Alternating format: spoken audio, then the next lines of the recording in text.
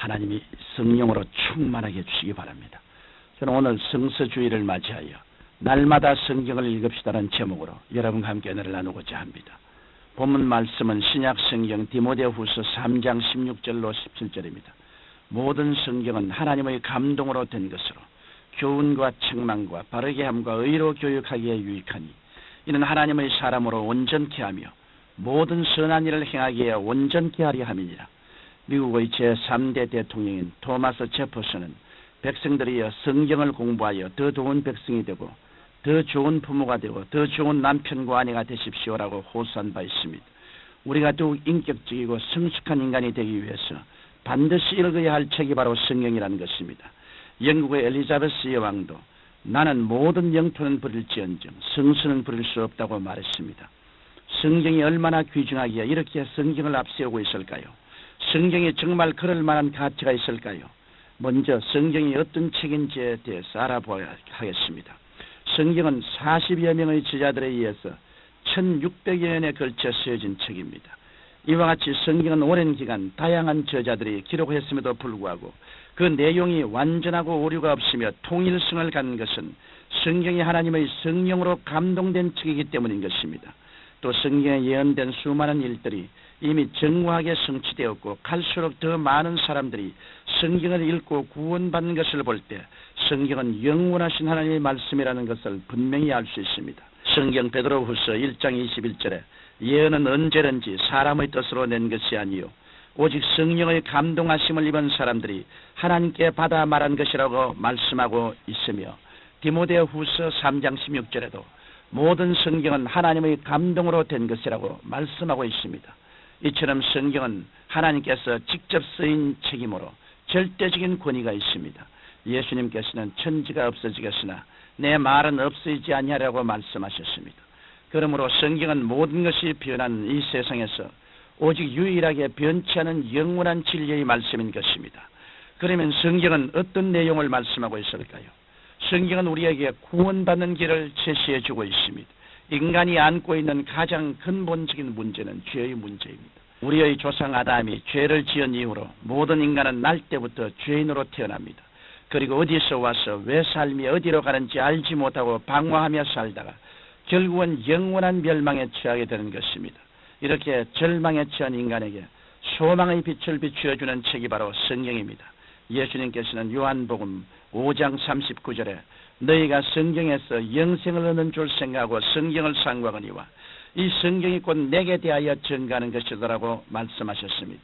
그리고 성경 요한복음 14장 6절에서 내가 곧 길이요 진리요 생명이니 나로 말미암지 않고는 아버지께로 올 자가 없나니라고 말씀하셨습니다.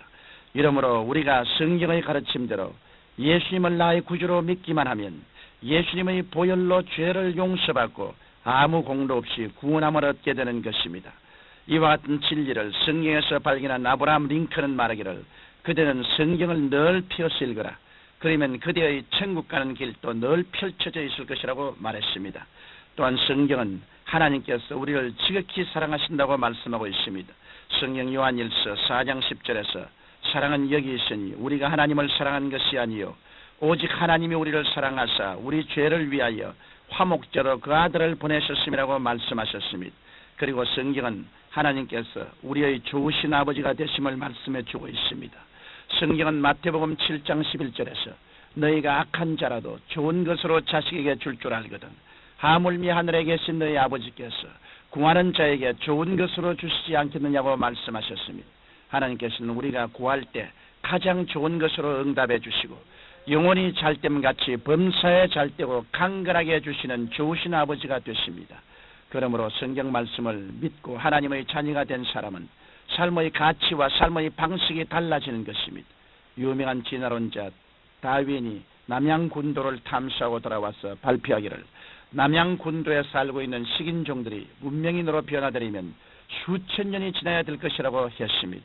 그의 말을 입증이나 하듯이 실제로 영국에서 그것을 점령하여 그들의 악습을 고쳐보고자 학교를 세우고 엄한 법으로 다스려 보았지만 그들은 여전히 고질적인 악습을 버리지 못했습니다.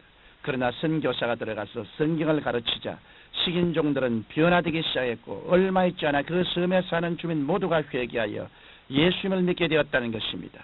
이처럼 성경은 사람을 새롭게 변화시키는 기적의 말씀이요 죽은 영혼을 살리는 구원의 말씀이며 또한 흑암에 빛을 비추어주는 소망의 말씀이요 풍성한 축복을 내려주시는 은혜의 말씀인 것입니다.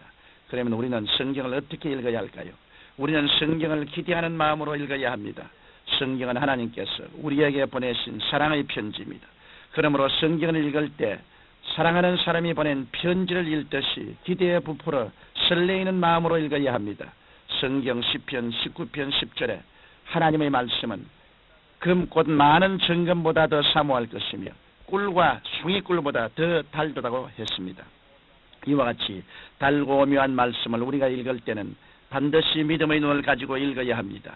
어떤 사람들은 성경에 기록된 기적들은 이치에 맞지 않으니 삭제해버려야 한다고 말합니다.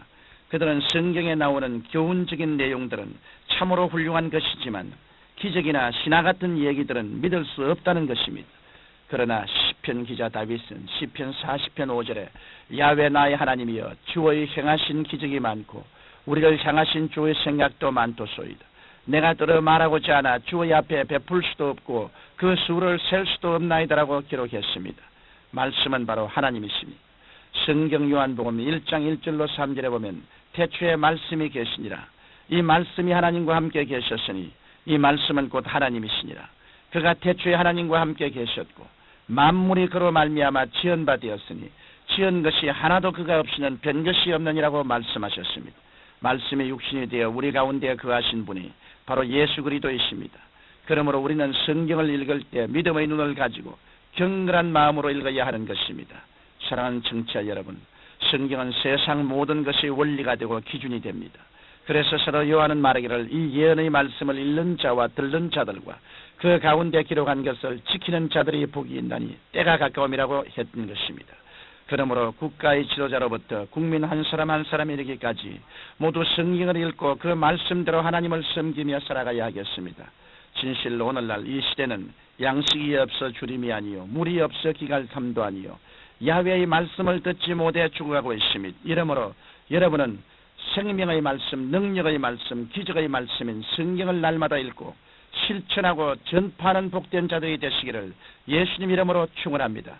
거룩하신 아버지 하나님, 성경을 사랑하고 성경 말씀을 늘 읽고 상고해서 하나님의 영광된 백성들이 되게 도와주옵소서. 예수님 이름으로 기도드립니다. 아멘.